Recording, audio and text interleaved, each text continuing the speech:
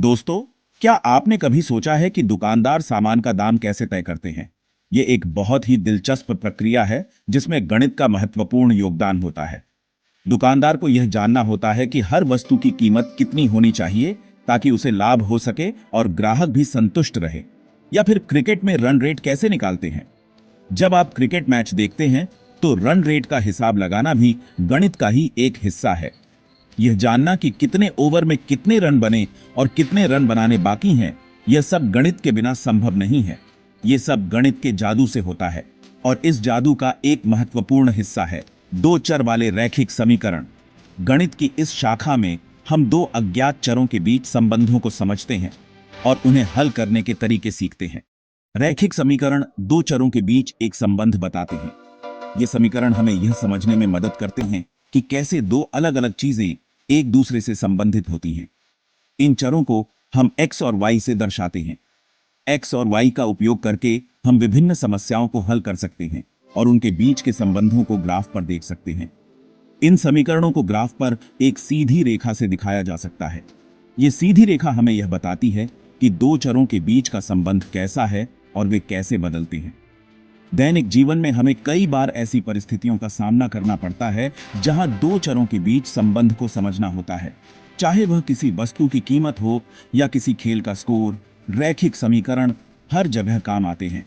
जैसे कि अगर आपको 5 पेन और 2 कॉपी खरीदने पर 50 रुपये देने पड़ते हैं, तो आप पेन और कॉपी के दाम कैसे निकालेंगे? यह एक साधारण सा उदाहरण है, लेकिन इसमें भी रैखिक समीकरण का उपयोग होता है। यहाँ पर रैखिक समीकरण आपकी मदद कर सकते हैं। रैखिक समीकरणों का उपयोग करके आप आसानी से यह पता लगा सकते हैं कि एक पेन और एक कॉपी की कीमत कितनी है। आइए अब हम रैखिक समीकरणों को हल करने के दो महत्वपूर्ण तरीकों, सब्स्टिट्यूशन मेथड और एलिमिनेशन मेथड के बारे में जानें। सब्स्टिट्यूशन मेथड में हम एक चर को दूसरे चर के रूप में व्यक्त करते हैं और फिर उसे समीकरण में रखते हैं। एलिमिनेशन मेथड में हम दोनों समीकरणों को जोड़कर या घटाकर एक चर को समाप्त करते हैं और फिर दूसरे चर का मान निकालते हैं। सब्स्टिट्यूशन मेथड रैखिक समीकरणों को हल करने का एक आसान तरीका है। इस विधि में हम एक चर को दूसरे चर के पदों में व्यक्त करते हैं और फिर उसे दूसरे समीकरण में प्रतिस्थापित करते हैं। आइए इसे एक उदाहरण से समझते हैं। मान लीजिए हमारे पास दो समीकरण हैं, x plus y equal sign 5 1 x ये इक्वल साइन 1 2। समीकरण 1 से हम x को y के पदों में व्यक्त कर सकते हैं, x इक्वल साइन 5 वे। अब इस x के मान को समीकरण 2 में प्रतिस्थापित करें, 5 वी ये इक्वल साइन 1। इस समीकरण को हल करने पर हमें यह इक्वल साइन 2 प्राप्त होता है। ये का मान समीकरण 1 में रखने पर हमें x इक्वल साइन 3 प्राप्त होता है। इस प्रकार x इक्वल साइन 3 और ये इक्वल साइन 2 हमारे रैखिक समीकरणों का हल है। आइए सब्स्टिट्यूशन मेथड को एक और उदाहरण से समझते हैं। एक पिता की आयु अपने पुत्र की आयु से दोगुनी है। 5 साल पहले पिता की आयु पुत्र की आयु से तिगुनी थी। उनकी वर्तमान आयु ज्ञात कीजिए। माना पिता की वर्तमान आयु x वर्ष और पुत्र की वर्तमान आयु e वर्ष है। प्रश्नानुसार x equal sign 2 1 x 5 equal sign 3 ये 5 2। समीकरण 1 से x का मान समीकरण 2 में प्रतिस्थापित करने पर 2 जी 5 इक्वल साइन 3 ये 5। इस समीकरण को हल करने पर हमें e इक्वल साइन 10 प्राप्त होता है। v का मान समीकरण 1 में रखने पर हमें x इक्वल साइन 20 प्राप्त होता है। अतः पिता की वर्तमान आयु 20 वर्ष और पुत्र की वर्तमान आयु 10 वर्ष है। एलिमिनेशन मेथड रैखिक समीकरणों को हल करने का एक और उपयोगी तरीका है। यह विधि विशेष रूप से तब उपयोगी होती है जब हमें दो या दो से अधिक समीकरणों को हल करना होता है और हम एक चर को खत्म करना चाहते हैं। इस विधि में हम एक चर को खत्म करने के लिए दोनों समीकरणों को जोड़ते या घटाते हैं। यह प्रक्रिया हमें एक सरल समीकरण प्राप्त करने में मदद करती है जिसे आसानी से हल किया जा सकता है। आइए इसे एक उदाहरण से समझते हैं। मान लीजिए हमारे पास दो समीकरण हैं, 2x plus 3 E equal sign 13 1। यह पहला समीकरण है और दूसरा समीकरण है x 3 ई इक्वल साइन 2 2। यहां पर ई के गुणांक विपरीत चिन्ह के साथ समान है। इसका मतलब है कि अगर हम इन दोनों समीकरणों को जोड़ते हैं तो ई वाला पद समाप्त हो जाएगा। दोनों समीकरणों को जोड़ने पर यह वाला पद समाप्त हो जाएगा। 3x equal sign 11। अब हमारे पास एक सरल समीकरण है जिसे हम आसानी से हल कर सकते हैं। इसलिए x इक्वल साइन 11/3 यह x का मान है। अब हम इस x के मान को पहले समीकरण 1 में रखते हैं। 2 11/3 प्लस 3 e इक्वल साइन 13।